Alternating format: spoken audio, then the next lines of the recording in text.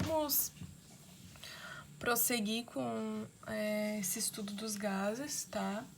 E agora a gente vai entrar numa parte que a gente vai tratar um pouquinho da energia térmica. A gente viu a energia cinética, aquela que está relacionada à translação das moléculas, e agora a gente vai ver um pouco da parte da energia térmica, aquela que está relacionada ao calor que as moléculas de gás elas recebem, certo? Então a gente vai começar entendendo um pouquinho sobre a energia térmica de um gás confinado. Então, a ideia para a gente começar a entender o exercício, né? A hipótese que a gente vai formar e a fórmula, a ideia do exercício, do conteúdo é essa, tá? Então, nós vamos imaginar que nós temos um gás confinado aqui dentro de um cilindro, tá? Esse cilindro tem um corte. Eu tenho 2 pinos aqui, isso significa que nesse primeiro momento o volume vai ser constante, ou seja, não tem como eu aumentar o volume, certo? Porque eu tenho 2 pinos aqui. O gás, ele não vai perder calor através das paredes, porque elas são totalmente isoladas, com material isolante, que dá pra ver aqui. E além disso, eu tenho uma caixinha aqui com umas partículas, como se fosse uma caixinha com umas partículas que faz com que ela não suba, né? Que ela fique fixa aqui, mesmo que tenha os pinos aqui. E aqui eu tenho um reservatório térmico, onde vai ser fornecido calor para essas partículas, certo? Então, a ideia é essa daqui. A temperatura, a partir do momento que eu ligar o botão aqui, né? A partir do momento que eu começar a aquecer esse reservatório, como se fosse aqueles fogão de indução, mais ou menos. A hora que começar a aquecer a chama aqui, esse reservatório aqui, a temperatura do gás vai começar a aumentar, ou seja, eu vou começar a fornecer calor e a temperatura vai aumentar, mas o volume vai permanecer constante. Essa é a primeira ideia para a gente formular, tá?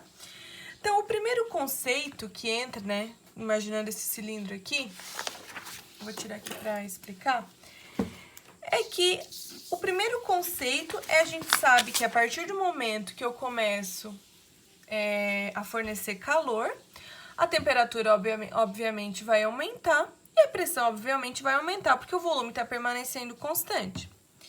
E aí, minhas moléculas, elas têm determinadas velocidades, e se elas têm determinadas velocidades, elas vão ter energia cinética de translação, porque elas estão se movimentando, certo? Então, a gente vai começar a ver quantidade de calor dos gases, tá? O primeiro conceito que a gente tem que começar a entender aqui vai ser o conceito de energia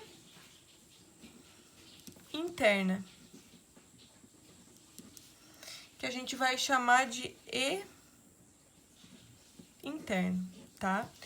O que é essa energia interna? Naquele desenho que eu mostrei pra vocês agorinha, que era esse aqui, tá? Imagine o seguinte, se o gás está com volume fixo aqui, ou seja, esse pilão, esse êmbolo aqui não sobe, tá? Eu começo a fornecer energia na forma de calor para ele, nós temos certeza que vai aumentar a temperatura aqui dentro. Aumentando a temperatura aqui dentro, o volume vai permanecer constante, vai aumentar a pressão. O que seria essa energia interna?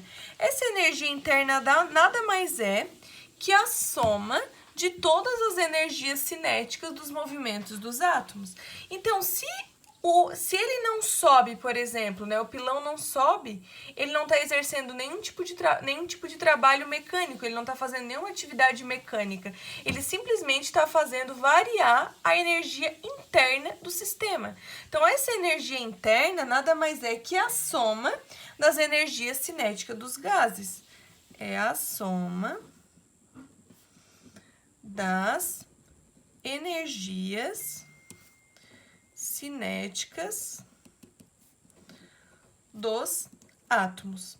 Uma coisa que é importante nós lembrarmos agora é que nós vamos trabalhar com gás monoatômico no momento agora. No primeiro momento, nós vamos considerar o gás monoatômico, ou seja, nós vamos trabalhar com átomos que com moléculas que são formadas apenas por átomos. A gente vai trabalhar, aliás, com partículas que são formadas apenas por átomos e não moléculas, ou seja, o hélio, o neônio, o argônio. A gente não vai trabalhar, por exemplo, com partículas diatômicas ou poliatômicas, como o gás carbônico, enfim. Nós vamos trabalhar apenas com partículas monoatômicas, tá?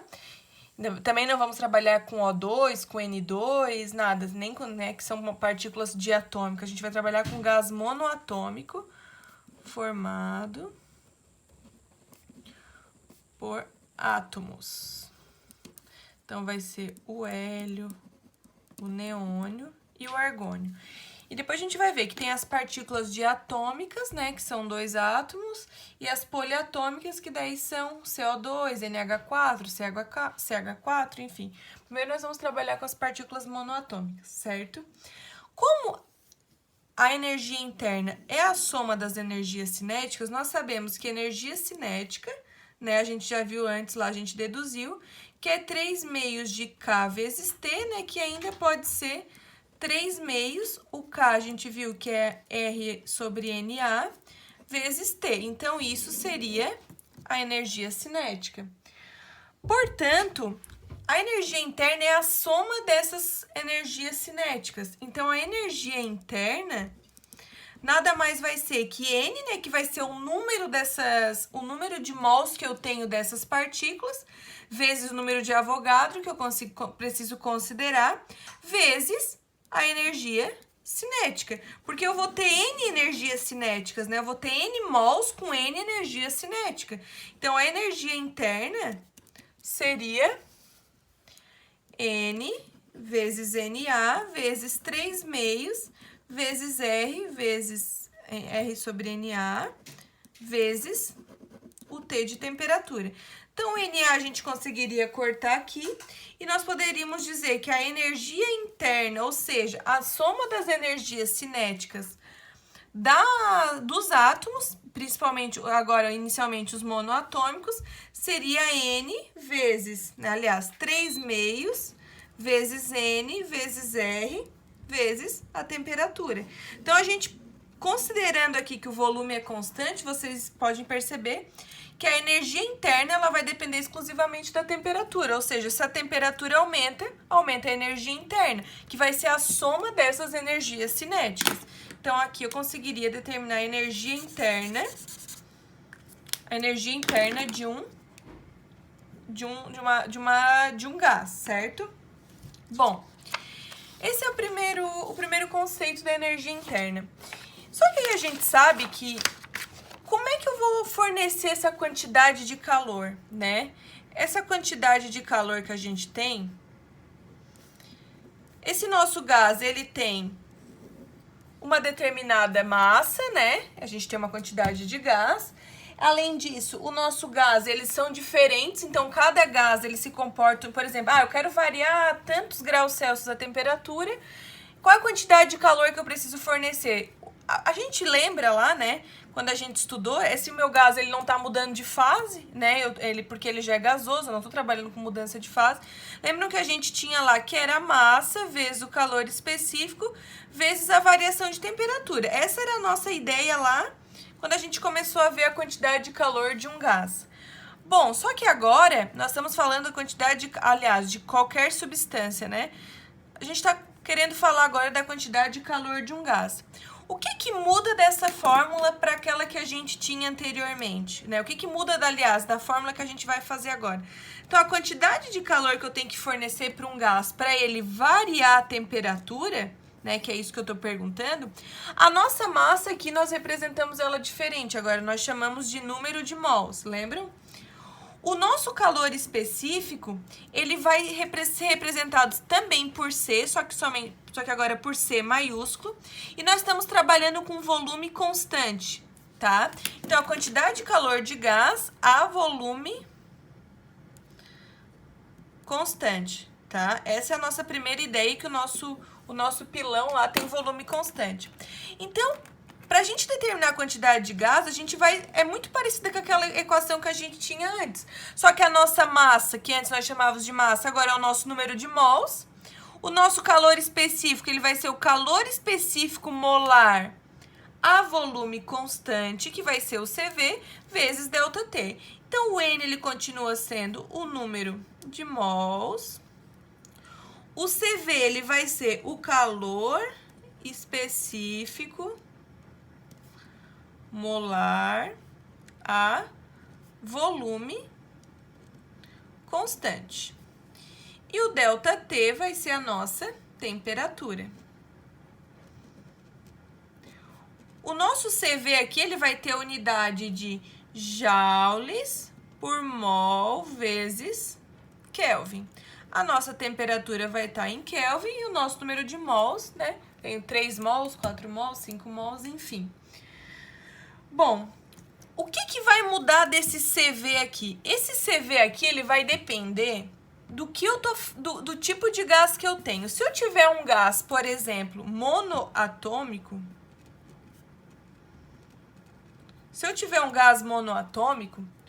o CV, tá?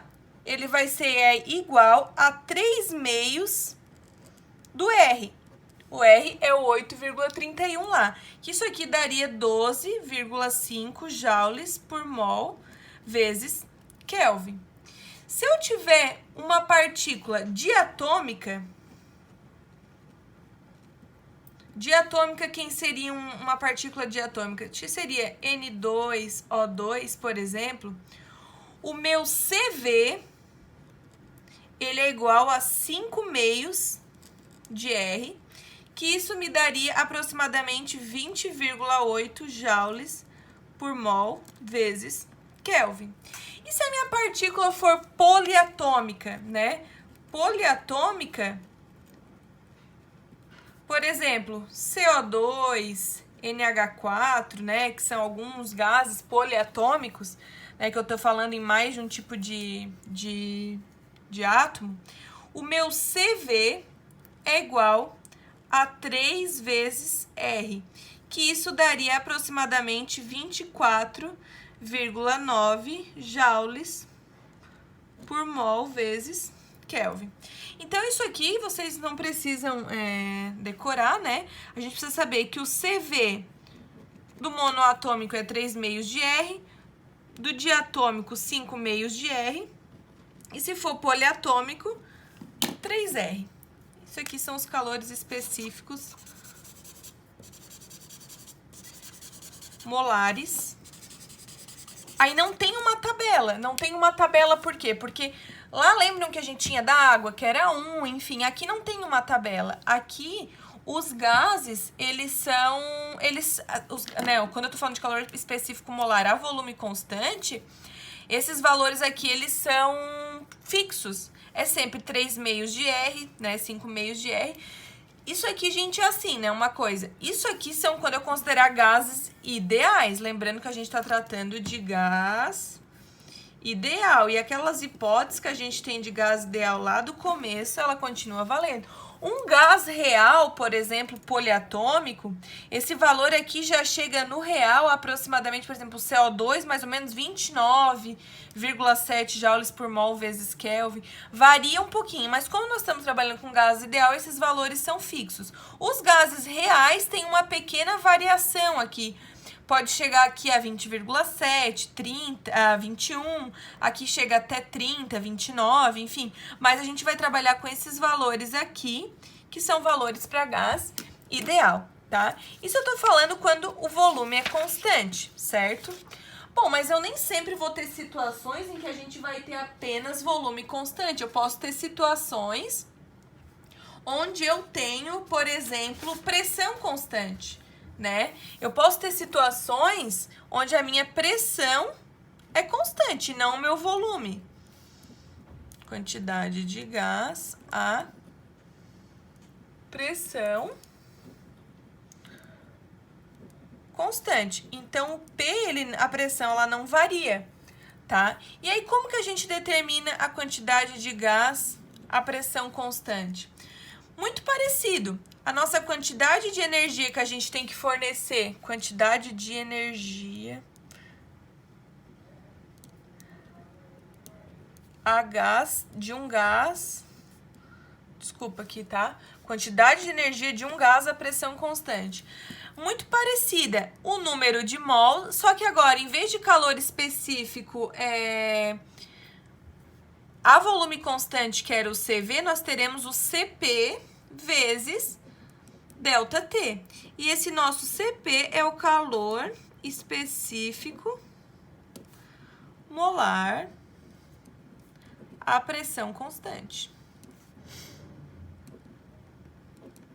Que também vai ser em joules por mol vezes Kelvin. Ah, tá. Daí vocês vão perguntar, tá? E aí eu tenho uma outra tabela para mim calcular o CP, que antes eu tinha o CV lá, era 3 meios de R, 5 meios de R.